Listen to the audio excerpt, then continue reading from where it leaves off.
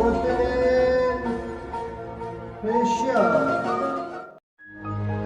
تبیجه ولات کردایه گل کرد ناو ده وندایه ji kerema xwe dîmen biecibînin û li şîroveyê gotinek pêşiya binivîsîne. Dest û dilê we sax be, saeta we xweş be. Çendî xweşin çiyayê me